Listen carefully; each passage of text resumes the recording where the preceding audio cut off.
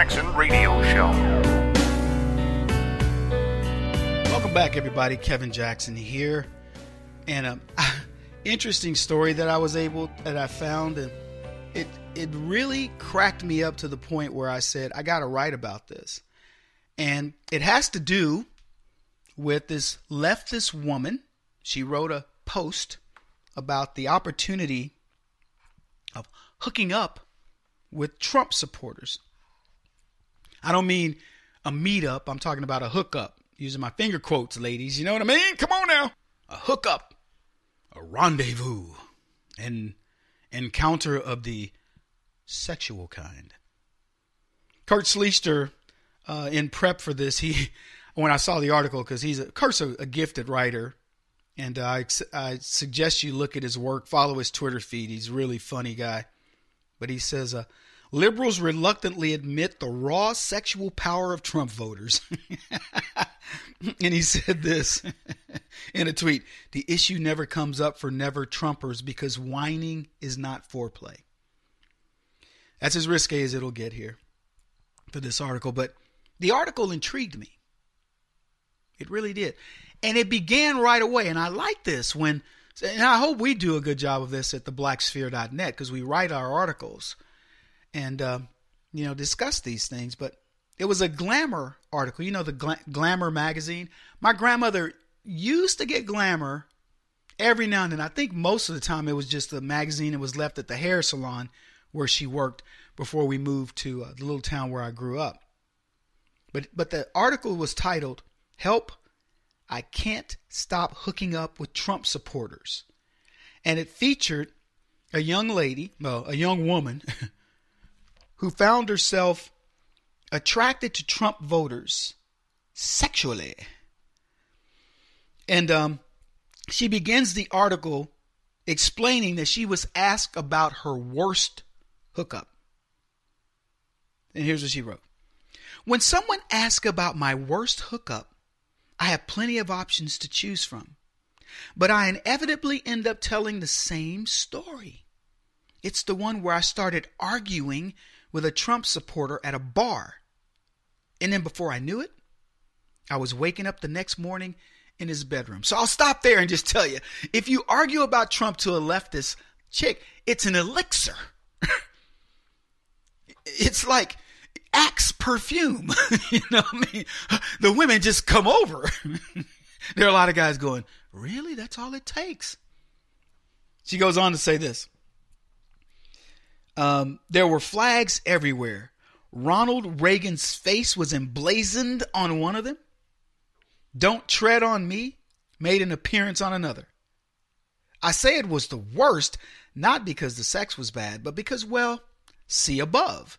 And it was the worst because she woke up in the middle of her conservative nightmare with a "don't tread on me" flag and Reagan and whatever, conservative political paraphernalia that you have. Because let's face it, folks, and I can speak for all of us conservative guys, we decorate with conservative type items, don't we? I mean, don't you have, Tea Party stuff and American flags all over your house? I mean, you couldn't possibly just be a hip dude with a really cool bachelor pad. Anyway, back to this girl. So the sex was good, ergo, her premise was destroyed. This was not her worst hookup. But there's more. The man with whom she argued about Trump before having casual sex triggered in her something that awoke, when the Gadsden flags and the conservative political paraphernalia all came about. And maybe that's what, made this experience so harrowing. But she goes on to bash Trump in the article, proving that she can separate the future president, Donald Trump, because he wasn't president at the time, from this, dare I say, hunky supporter. So here's what she says. This was early in 2016. While it doesn't excuse my choice of partner, it was before, and I'm going to call it Vagina Gate, before the suggestion of violence against his opponents, and before the realities of a Trump presidency really set in. So while I found a lot of his comments abhorrent, hooking up with one of his supporters wasn't quite the moral conundrum to me that it would become a few months later. Now, before I continue reading from her drivel, I'd like to know if there were any metrosexual weenies, aka male Hillary Clinton supporters at the meat market. You think? I mean, she's at a meat market. She's obviously there to get, her groove on, to put it delicately. And she meets a guy who politically she's not attracted to. I'm presuming he's a good-looking guy. He's a Trump supporter, right? There's some redeeming qualities about the man. And who else is there? Once he opened his mouth and started talking about Trump, where were the metrosexuals? Were they all in the ladies' bathroom? So anyway, she's fighting the feeling to hook up with this hunky Trump supporter, is what she wants you to believe. Fact of the matter is, there aren't any men other than Trump supporters in the bar. I mean, why did Miss Anti-Trump decide that a Trump supporter would be the lucky recipient of her feminine flower? Anyway, back to the leftist vixen. She explains that she craved the man she met. Let's just call him, I don't know, Mr. Trump Love. How about that? We call him Mr. Trump Love. Well, to my own surprise, she says, we kept hooking up, despite the fact that our political opinions were diametrically opposed. It didn't feel weird. When we text, we'd naturally argue about politics, but also about other things. What? Mr. Trump Love is multidimensional? He's not just all about politics? Be still, my heart. I find myself aflutter for Mr. Trump Love. She goes on to say this. Other things, that's what they talk about. Like if corn or flour tortillas made the best tacos. Or whether Drake or Kendrick Lamar was the better rapper. I said Kendrick, of course. When we met up in person, that pent-up anger would turn into frustration, which would turn into a sort of competitive tension that resulted inevitably in sex. So the chick loves conflict. Did you see that? She likes the conflict. My bet is she starts the arguments. Anyway, she explains that Mr. Trump Love is good for only one thing: sex. Although she's already told us that he does stimulate her in other ways. But here's what she writes. I knew we'd never be anything more to each other than a hookup, but I didn't care. The sex was hot, and it was uncomplicated in the sense that neither of us expected or even really wanted any strings attached. And since I was confident in my political convictions, all that witty banter about tax codes, emails, border walls was the foreplay I knew I needed. Now, I can't wait for Miss Sassy Pants to get with her forever dude. And you know who this guy is. He's Pajama Boy. Because he's going to agree with her about her politics. He's going to agree with her that corn tortillas make the best tacos. He will reveal to her that Kendrick is indeed a better rapper than Drake. And the two will laugh at their agreement. They will swear that they sense a connection. Oh my gosh, Kendrick over Drake, you understand me. You know me.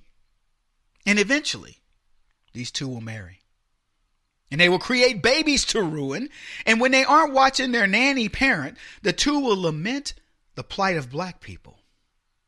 They will join BLM or an equivalent at a march, as long as the march happens near a Starbucks in their neighborhood.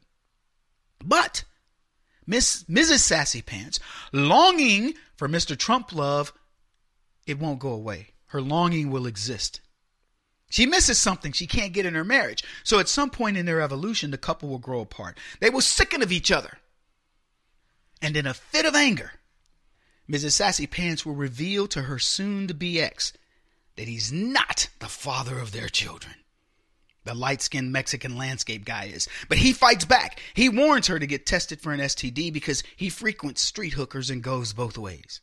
Oh, And then he tells her that he lost his job months ago and he raided their bank account and the kid's college fund. They divorce. She keeps the home and the contents, compliment of her father, a leftist hippie made good with Apple and Facebook stock, of course. But eventually, she bumps into Mr. Trump love while shopping at Neiman's. A flood of memories return as she wonders what life would have been like with him. And his trophy wife rounds the corner and joyfully asks him, "Do you like this on me, honey?" And he wryly smiles and replies, "Honey, I love that on you, but I'd love it better off you." And she smiles, pirouettes, and walks away, not even acknowledging Miss Sassy Pants.